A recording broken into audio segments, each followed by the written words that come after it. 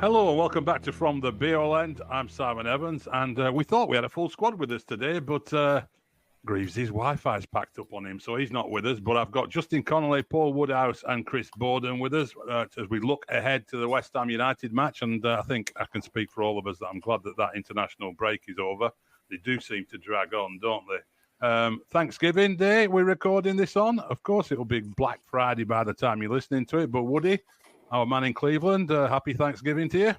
And to you too, and our American listeners, and anybody else who cares. Yeah, yeah, our American listeners. I was looking actually to see about where people listen to this show from, and it came up that America was our number 2 audience after the UK, obviously.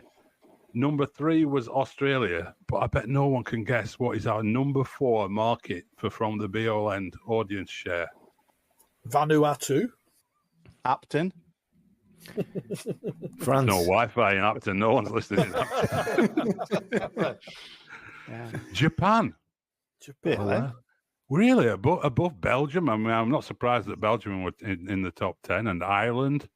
But yeah, Japan above Canada as well. Very weird. I don't know what that is about. So if you're some weird English teacher in Japan who listens to our episode 40 times every week, then please do drop us a note and let us know. Anyway, let's get down to business. It's the first Flag Day game, isn't it? It's the first game where fans are allowed to bring in flags, but only if they are flags from the club shop officially bought, which we saw this week have been reduced to half price, I believe. So are we gonna see any flags, Justin? Are you gonna have anyone obstructing your view? Well, sincerely hope not. I hope the fact that they've reduced the price of these things means that nobody's buying them. I mean, ultimately, I'm largely ambivalent about it until it starts to affect me, right? So I can't see it affecting the atmosphere on the pit, in the stadium at all. The only thing that will affect the atmosphere is what's going on the pitch. You know, conceding goals, which we have been rather better at than we should have been over the last 6 games at home, is the atmosphere killer, especially when one goes in early. I think stop conceding early goals or goals from corners in particular, and the atmosphere will improve dramatically. As for I mean, you know what? The principal activity that a person engages in when they attend a football match is watching the football, isn't it? And it seems like wild to me to encourage an activity in the ground that will actively interfere with like the principal reason that people are there, you know. So I'm hoping there's no one sat in front of me waving a flag throughout the game, because it'll be bad news for them as well as me. What do you think the thinking is behind it? I mean, does anyone seriously? I mean, I take Justin's point. Does anyone seriously think the atmosphere is going to get better because people are waving flags? Bods? I think this sort of presumption that like Selhurst Park. I mean, like Palace have created terrific atmospheres, and it's full of flags. You got the war flags guys at Newcastle, but it's not the COP 40, 50 years ago, is it? You know what I mean? It's I don't know. Like I say, they've got to just stay in games. If they're still in the game with half an hour to go, the atmosphere will be fine.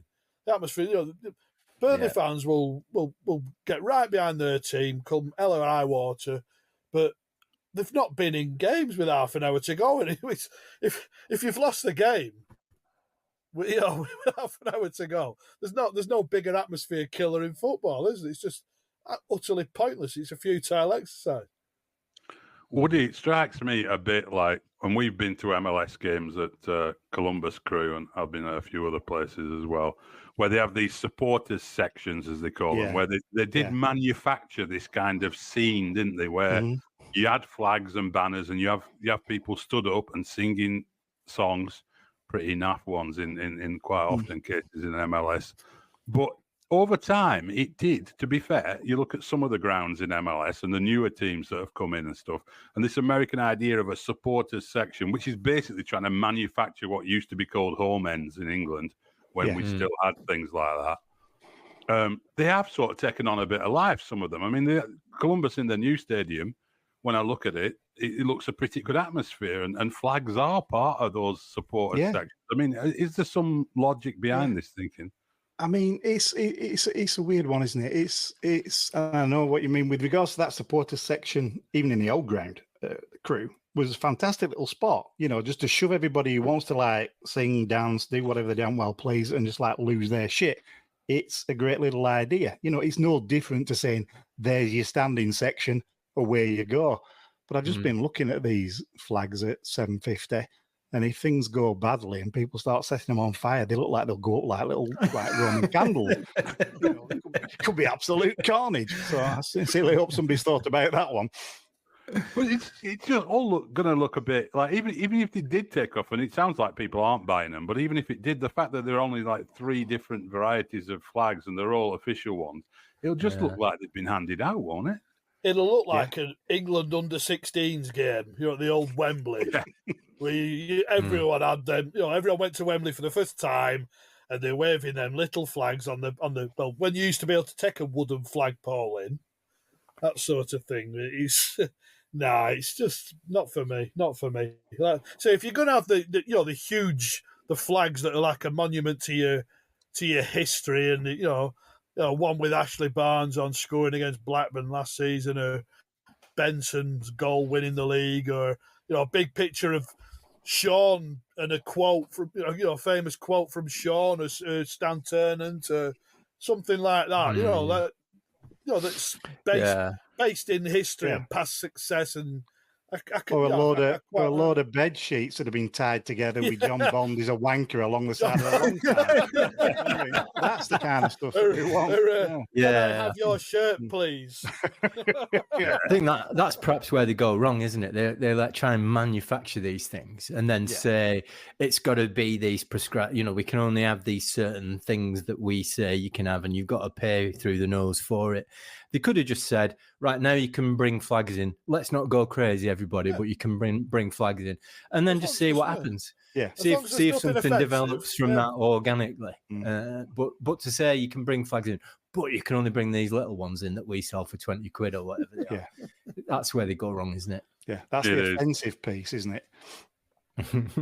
Let all the supporters clubs, all the supporters clubs bring in their, whichever branch of the supporters clubs, and you see them all watching the, England cricket tours and England at, football World Cups and Euros, whatever Clarets, North Staffordshire Clarets or whatever it is. Let them in, great. Like drape the ground full of them. But I don't see. Yeah, the problem with that is you're draping over advertising boards. That's what it is these days. Because it used to be they'd just be draping over some fencing or something.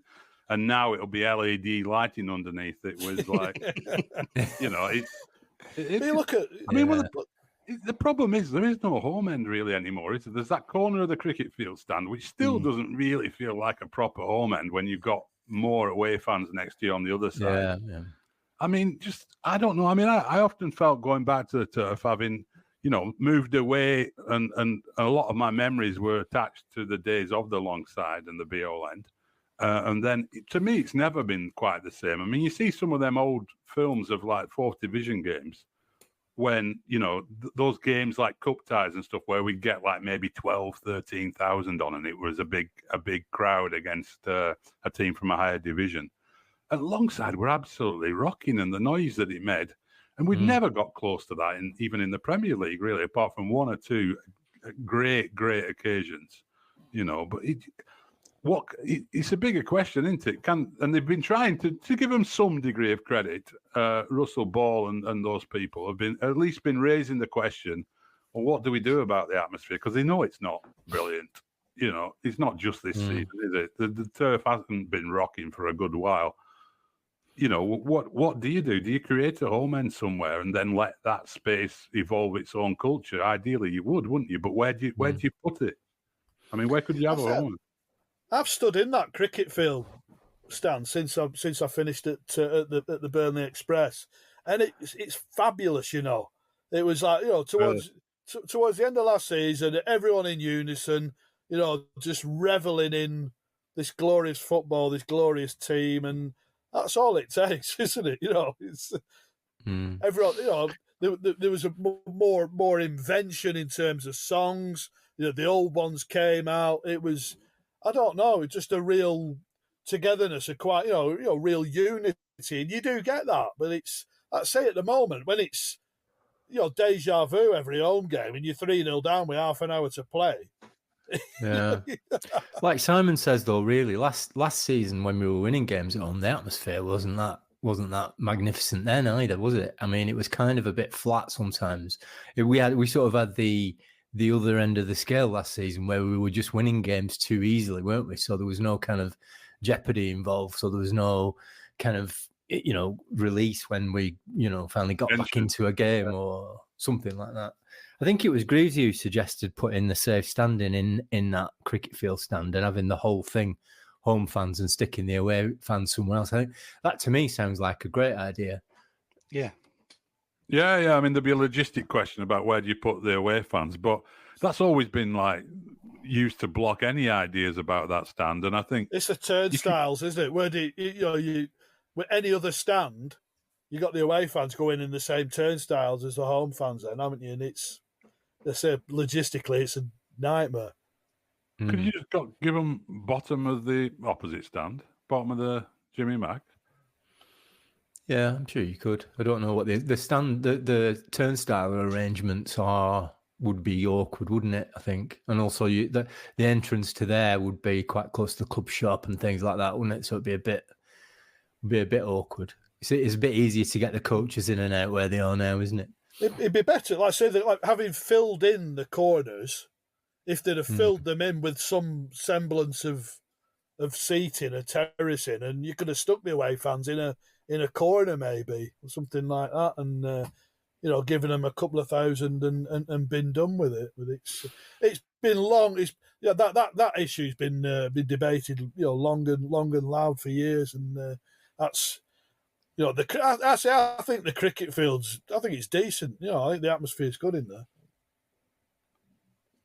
Yeah, well, we'll see. We'll do a debrief on the flags anyway on Monday and see what actually happened. See if I've ended up fighting with somebody. Yeah. Let's see. But West Ham United. That's it's one of those games where it's obviously a tough game. In the category of games that you hope rather than expect to win, but it is one that we should be thinking if we are going to survive of trying to get something out of it. So in terms of the team lineup, is this the game? We talked about this before, but it's a fresh issue now, isn't it? Is this the game where we see Muric return? Is it actually going to happen? Do we think? I don't think. I think if the game had been immediately after the Arsenal game, I mean, they obviously haven't played since, so it should be the same state of play. But I just don't see Trafford being replaced by Muric. It's going to have to be a sort of sustained, loss of form or a suspension or something like that. Really, it is what it is. Trafford's gone away and had 2 clean sheets with the under-21s. I think Muric has had a clean sheet, hasn't he? I think with. But that don't matter, does it? Really? But it's obviously good for his confidence levels, isn't it, etc. But I don't see the change being made. But we're playing a side that I say that you've got probably one of the best dead ball deliverers in the Premier League in Ward-Prowse, and. He'll be thinking, they'll obviously be targeting Burnley's defence, Burnley's goalkeeper, and thinking, they can have a field day from set plays. I mean, on the discussion we had after the Arsenal game, I think it was pretty unanimous that it has come to the time to change the goalkeeper. I sort of know what you mean, Chris, that it feels like because there's been that break that it feels less likely somehow. It shouldn't, should it? If he just sat down and analysed that Arsenal game and said, you know what? I think we need to take Trafford out of the firing line, as one of us put it.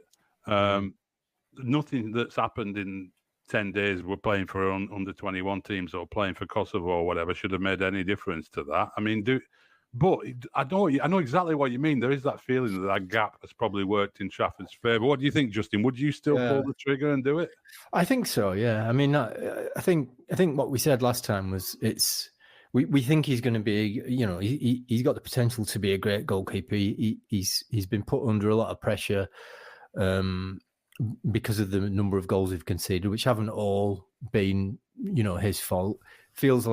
It feels like a bit of a roll of the dice to bring Muric back and say, "Oh, well, we'll just try that, just give it a chance to see what happened." But I think you're right. The heat seems to have gone out of that situation. It's a long time since that Arsenal game now, isn't it? And so a lot of people sort of might think that he has been taken out of the firing line for a couple of weeks because we haven't had any games. So that maybe that does do the job and gives him a clean slate. Hopefully.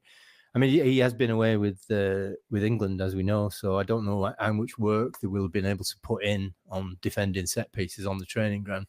Hopefully, they've spent some time doing it because they certainly need to, don't they? But I think yes, it is time to just, even if it's just trying something different, because obviously what we've been trying up to now hasn't been working, has it? No, Woody, what's your thoughts on it? Do you expect to see Muric returning to a good? No. No, I'd be astonished. Which means it's tied on. You know what I mean? We know it's tied on. So, but no, I can't see it. I can't see it happening. And it's also not the main issue. It's not going to really solve anything. Yeah, we know what Muric brings to the table, and yes, I agree with bringing him into the side to do that. For just purely and simply the possession, ball control, etc. But I cannot see it happening at all. I just wonder whether it messes up the opposition plans if their sort of if their plan for the game is to drop crosses on him on Trafford from out wide and hope he flaps it a few. If that's their main plan, and then we go and change the goalkeeper, does that upset things for them? Hopefully, if that does happen, then they'll think twice about doing that. Because Muric can be less than commanding in the 6-yard box as well, can't he? But exactly. just might give them something else to think about and just take that sort of pressure out of that whole idea that we're terrified every time we concede a corner. The other selection choice that looks like it's going to be on the agenda. Ekdal is available by all accounts. Yeah, I mean, does he come straight back into the side? Again, yes. Probably be. Yeah. You think so? Yeah. I'd be surprised if Company did that. To be honest, I think he'd prefer to sort of after that sort of absence. I know he's had bits and pieces of under 23, under 21 football. Obviously been away with his country and his brother as well, hasn't he? So, I'd be surprised if he dropped him in straight away against West Ham. But you do need that. We need someone. I mean, so we've all spoken about whether they should have brought Harwood Bellis in and this, that, and the other. And even Harwood Bellis was he'd moments where he wasn't that sort of head on a stick defender who just won everything in the air. It was there's a bit more to his game. But is Ekdal that type? Is he going to head everything away? I don't know. It's let's see. I'm looking at these. I see Arsenal they've scored the most goals with corners, and obviously we contributed to a couple of those last time out. And it's in swingers. They're going to be landing them in on Trafford all afternoon, I think. And it's one of the centre halves has to take it upon themselves, hasn't he? Al Dakil comes with a bit more confidence, having been away with Belgium. Is Bayer going to take the bull by the horns? O'Shea. It's I struggle to see one of those sort of commanding the situation, really. Woody, you were pretty emphatic in that yes just before Chris replied there. Go on. Yes. Well, I've always been an Ekdal fan. Always. And I was extremely, I was kind of worried when THB got injured that we could suddenly see things falling to bits at the back a little bit, because we knew how much we needed Harwood Bellis to play out, etc. But when Ekdal came into the side with Bayer, not only did we not falter, we looked like an infinitely more accomplished side playing out from the back. Because both Ekdal and Bayer can play, bring the ball out. They're both extremely good at, passing the ball to feet, etc. Granted, he's not the quickest. But I'm a big Ekdal fan, and I think him and Bayer play extremely well together. And I'd like to see that partnership together again. Justin? I completely agree with Woody. I think that period where I think there was a period where both our first choice centre backs were missing last season, and that was when we first got sight of Alderkiel and Ekdal, and they didn't put a foot wrong. They didn't miss a beat, and I think Ekdal's got that sort of calm, sort of assurance about him, which I think, we could do with a little bit more confidence in that space on the pitch. And he's got a little bit more experience, and he can perhaps organise things a little bit better. So, yeah, I think I would have him in there instead of O'Shea, who, to me, hasn't had a great start to the season. I know he's had some decent games. I was really surprised to see. I don't know if anybody else saw this graphic that the Premier League put out about let me get this right, the fastest speeds that players have reached on the pitch during a Premier League game this season, and O'Shea was like fourth on the list or something for like the fourth fastest player on the pitch, which really surprised me because he doesn't look that quick, does he, when he's playing? But I think he's had a difficult start to the season, and I think he does probably need a little bit of time out as well to regroup. So yeah, I'm completely with Woody. I think that should be our central defensive partnership. To me, that's the strongest one we've got, and that's the one we should be aiming to be playing every game when they're fit. Yeah, I mean, I take Chris's point about it being seeming like a rush back for Ekdal, really, after a long time out. But that'd be a stronger argument if the back four had looked solid. If we'd have been decent, you'd be saying, all right, Ekdal comes back, he comes off the bench for a few weeks and tries to fight his way into the team. But O'Shea's form's not been good at all, has it? If we had another centre half there who'd been in decent form, Alderkiel's had a difficult time as well. So if Ekdal's ready to go, I'd get him in straight away. But only Vincent Kompany knows how fit he is in terms of being match ready and all that kind of stuff. The other selection question I would imagine is up front, where obviously Lyle Foster's still out of the picture as far as we know. But Michael Obafemi is back in the picture. So J-Rod deputised, and I thought did pretty well at Arsenal actually in a lot of ways. But do you think Kompany will be tempted with Obafemi, or he goes with he goes with J-Rod again, or maybe Amdouni, who he's played in that role? What do you reckon, Woody? It's an interesting one, isn't it? I'd stick with J-Rod, to be honest with you. I mean, it's like we don't really still know anything about Obafemi, do we? We've never seen him really start a game, have a run of games, nor do we know how he, fits in to this particular side. So it's not like for like in terms of Ekdal, where we've seen him have an established run in the side and we know what we gain out of him. Bring him on for his legs, etc. He's a slightly different player, but I think J-Rod, the way that he can kind of play with his, back to goal, etc. He does it arguably as well as anybody we've currently got left in the squad, kind of thing. So I think I'd stick with J-Rod. Oh, yeah, I agree. I think Don't forget, we're playing this new sort of system that we've adopted over the last couple of games, where we've more or less got two players playing, centrally up front. Yeah, it's like Amdouni was playing alongside J-Rod, wasn't he, for the last couple of games, I think. So I think that's quite a good partnership. Both different players, different abilities, different skills, and I think we talk a lot, don't we, about partnerships being formed on the pitch, and I think it's nice that we've started the last two games with the same team.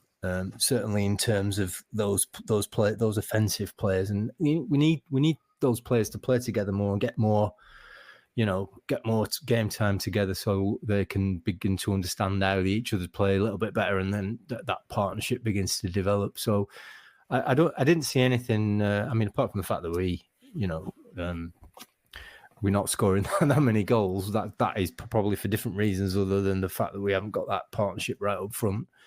I think we're beginning to see something better emerging over the last couple of games. So I think with regard to that partnership, we could keep that together and see where it takes us if we can stay in the game long enough for them to have an impact.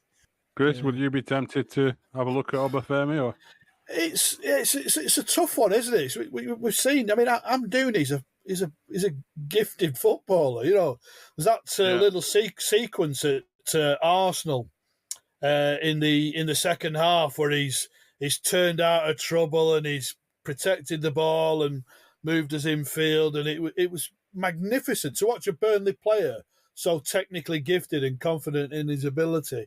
And I think it's even like Goodmanson sort of respected that on the pitch. You could see his gestures, but Obafemi's got that pace and power, though, hasn't he? I wonder whether I'd be tempted to let him off the leash, really. And it's just whether you go with the old head of Jay, that technical ability, and that bit more of an old fashioned number 9, or a go with Amdouni, who does some great work, but can he do it in the can we get him to do that in the right areas? It's a real tough one. But again, I'd like to think he'd go with that similar system. So hopefully he does go with the two effectively up front. But 2 from 3. yeah, it's one of them. It looks to me like it feels like one of them where J-Rod will start, and we might see Obafemi around 68 minutes coming on to try and give us a bit more extra life into our attacks. Depends how the game goes, obviously, but it does feel like that might be the way you'd expect Obafemi to be reintroduced after a long time out of the team. Any other selection issues? Anyone you think should be pushing to start in this game because it's West Ham or because they deserve a chance? Or do we expect it to be, again, a sort of attempt at continuity, given we got some decent return on sticking with roughly the same side against Arsenal? I think Koleosho has to start. And you look at, that's the one area, again, you look at Kufal at right back for West Ham, and you think he can have an absolute field day. He's experienced old head, and he's an international footballer, Kufal. He's no mug. But you can sense one of them situations where he's going to be on a yellow card in the first half, maybe, after initial run. And on the other side, I said more than happy to see Johan stay in the picture, and definitely, retain Brownhill and Berg, who's developing into. I think a lot of people didn't think he could play as a defensive midfielder, but seems to be reveling in this role at the moment. Reveling in a role, that's good newspaper talk, Chris, isn't that? You only revel in a role in newspapers. Yeah. But yeah, it's a funny one, isn't it? It's there's so many apparent options, but I think you're right. I think he did start to look something like a midfield. Goodmanson, I totally agree with. Every time he's in the side, it just feels more solid. It just feels like, we know what he can do going forward, but it's all that work he does off the ball that goes underappreciated. I think really the times he covers across on the other side of the field as well. He works his socks off, does Johan, and he's got a bit of nous about him, hasn't he? But I expect we'll see something broadly similar to what we saw against Arsenal in that respect. West Ham, though, they seem to have a few injury problems. Not that we wish injuries upon anybody, but from a Burnley point of view, when you look, latest news today is that Jared Boyton, Michail Antonio, and Mohamed Kudus are all deeply worrying, according to hammersnews.com. Bowen and Michail Antonio, if those were both missing, that's West Ham's attack badly weakened, isn't it? Yes, it genuinely is. So, yeah, so it's obviously a good time to play them, isn't it?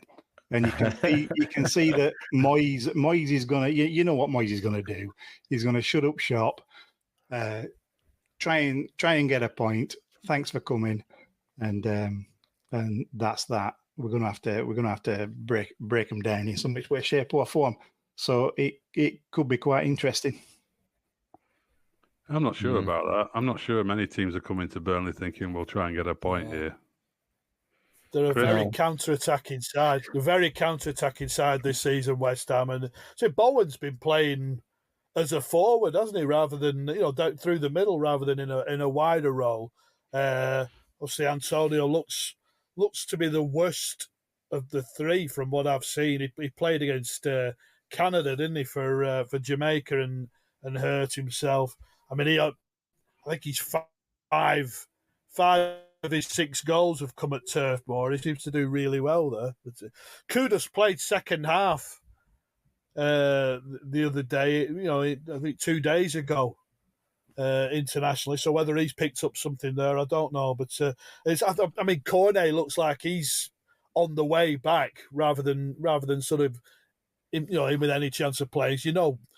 Maxi he'd probably come back to haunt us, wouldn't he? But they've still got more than enough quality. Talk about Ward-Prowse before, and Souček always seems to pop up with a set piece goal and things like that. They've more than enough. But I know they get a bit of stick. It's maybe not the West Ham way at the moment. Everyone has a way, don't they? But it's they're enjoying a period, West Ham, that they've probably they've never known for donkey's years, have they? Don't know when they've never had it so good, sort of thing. There's Dan Ings there as well, though, isn't there? If they've got injury problems up front, is he fit at the moment? Who knows? He's another. I mean, we've seen enough of. I mean, Danny's come back to haunt us numerous times, and he's certainly got the quality to still perform at this level. It's maybe itching for an opportunity like that, but it's I just see it again. I see it extremely difficult afternoon. I think they'll be hard to break down, but I see Koleosho might well be key down that side. Didn't play a lot for Italy under 21s. I think he came on with like 10, 15 minutes to go the other night, but then had a massive impact when he came on, created 2 chances, and they got an equaliser into the under 21s. I didn't watch it. I was reading a report about it, but it sounds like he had an impact again, as he does. He does have impacts.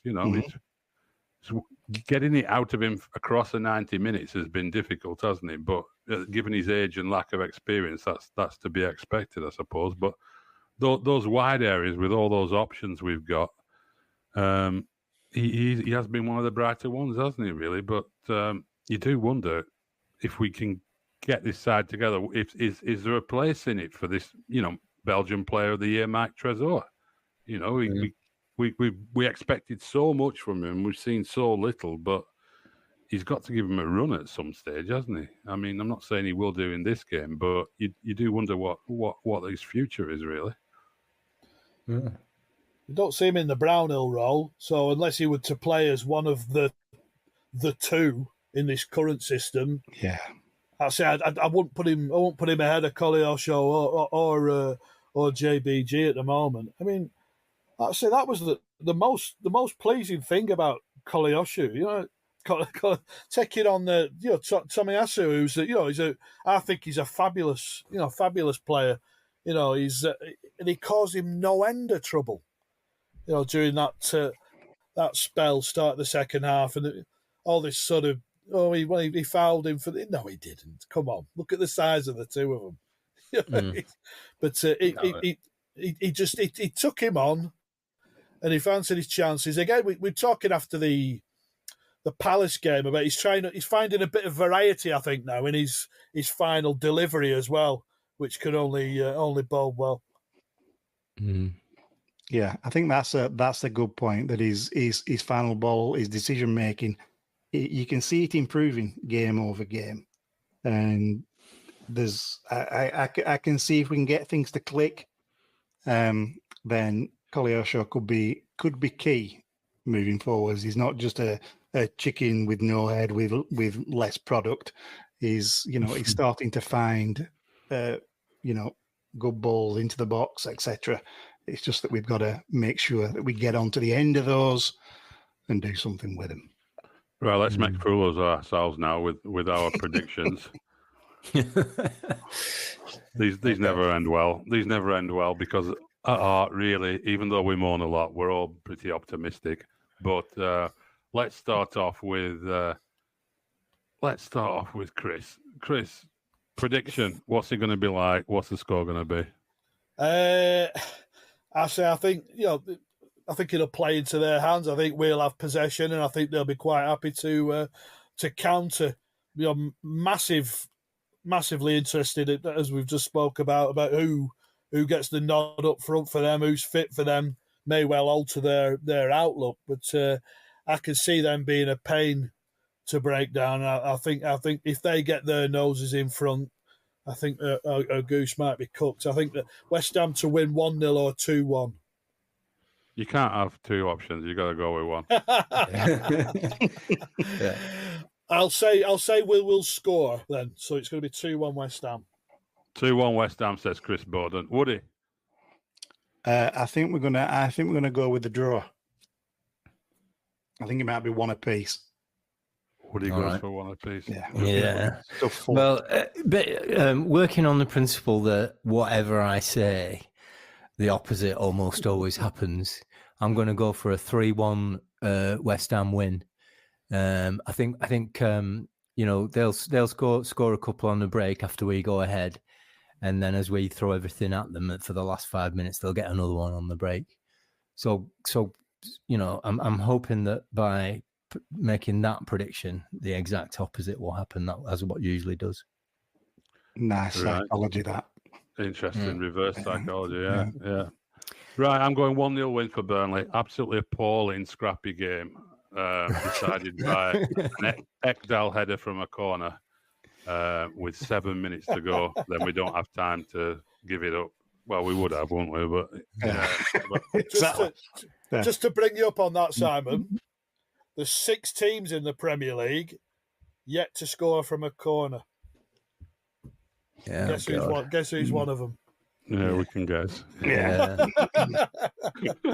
So they have to break some form of jinx. But yeah, well, that's what it's going to be about, isn't it? Staying in the game, not conceding stupid goals. Yeah, that's what it's going to be about. If we can do that, I'm not worried about what we've got up front. I think we can do damage to anybody if we've got a platform to do it from. Yeah, absolutely. I'm happy if it's a really ugly, scrappy game. We haven't had many of them. And when we've had those sort of games, Luton and Notts Forest were more that kind of game. We've got something out of them. So I think there's a lesson there. I think, I don't think we're as good as we'd like to be when we're playing the ball around the field and trying to dominate possession, and then we just give it away too often. So I'd be quite happy with a scrappy one. Greavesy did send us some stats just as a final thing on the sort of big picture. I think it's the Daily Mirror that had this today. The task facing Clarets boss Vincent Kompany is highlighted even more if you consider only 3 teams have previously had as few as 4 points after 12 games. Everton in 94-95, QPR in 2012-13, and Sheffield United in 2020-21, who had only 1 point. A further 7 teams have been on 5 points at this stage, and 8 of 10 of them were relegated. The only survivors, Everton again, and Crystal Palace under Hodgson in 2018. after that Frank de Boer start to the season, where I think he lost to Burnley and got sacked after that game, didn't he? But the stats are getting worse and worse, aren't they, every week in terms of our likelihood of survival. But something going right this weekend could change all that around a lot, couldn't it? Yeah, of course it could. And don't forget that, I mean, we've got that. We've got that Everton points deduction, which means we're no longer like more than one win away from getting out of the bottom three. I think it would be a bit foolish to rely on that because there's every chance that will either be reduced or whatever on appeal. We can't. But I mean, it's like if results go our way on Saturday, we could get out of the bottom three, couldn't we? You know, it could happen. And what a sort of morale booster that will be. I mean, these records are made to be broken, aren't they? I mean, the game's different now, isn't it? The distribution of points throughout the division is different to how it used to be. You get teams at the top. The top six are going to hoover up so many points that the teams at the bottom won't probably need as many as they used to stay up. So I'm disregarding that altogether. As long as we're completely irrelevant. Yeah, completely irrelevant. As long as we're, not more than a couple of games away from getting out of that bottom three after Christmas, I'll be pleased. Yeah, it is. You look at those numbers though, 8 out of 10. You know, that's the odds are stacked against us doing this season, aren't they? I mean, Chris, you don't think we're going to do it, do you?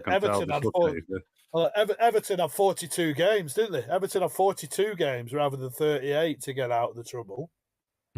So that sort of complicates that scenario. But I can see, it literally is about finishing above Luton, Sheffield United, and probably Bournemouth, because I think Everton, even if they stay with a 10-point deduction, will be fine. Because Sean's got them flying, and they'll pick up more than enough points. But it's just turning. It's turning half decent performances into points, isn't it? It's that know-how. We're talking about like that know-how of how to play in the Premier League. Well, there's not only the know-how of how to play in the Premier League, there's the know-how of how to actually turn that into points as well. And these young lads are learning on the job, and it's the sooner it clicks, the better. But it's in my heart, I feel it's a bit of a forlorn task, this, and it's going to be a really long, dismal season. I'm in a WhatsApp group that there's a couple of Everton fans in, and when that news came out about that 10-point deductions, there were like all these people going, "Oh, sorry for you, mate. Feel for you. Like, it's not right. City and Chelsea, what they've done, and Everton get punished for it. Oh, it must feel awful and everything." And I was like, "Hold on. Imagine what it feels like to still be below them after they get a 10-point deduction." I did say, Portsmouth got 9 points taken off them 09-10 and beat Burnley home and away that season. So it's no sort of marker, is it? Won't bother Sean, will it? Awful. It won't be bothering Sean. He'll be telling them, he'll be using that to fire them up and motivate them and all that. Control the controllables. There you go. There you go. Well, let's see if we can control the controllables this weekend, or control a little bit of possession in midfield. It'd be a start for us. Thanks everybody for listening in. We'll be back with the debrief on Monday, where we'll go through it all, as always, with our unfiltered opinions. And until then, please do, as we always say, follow us on social media. You probably already are, at BO Podcast. Do leave us a review wherever you listen to us. Give us a little thumbs up. And, have a good weekend. If you're in America, have a good Thanksgiving weekend. And up the Clarets.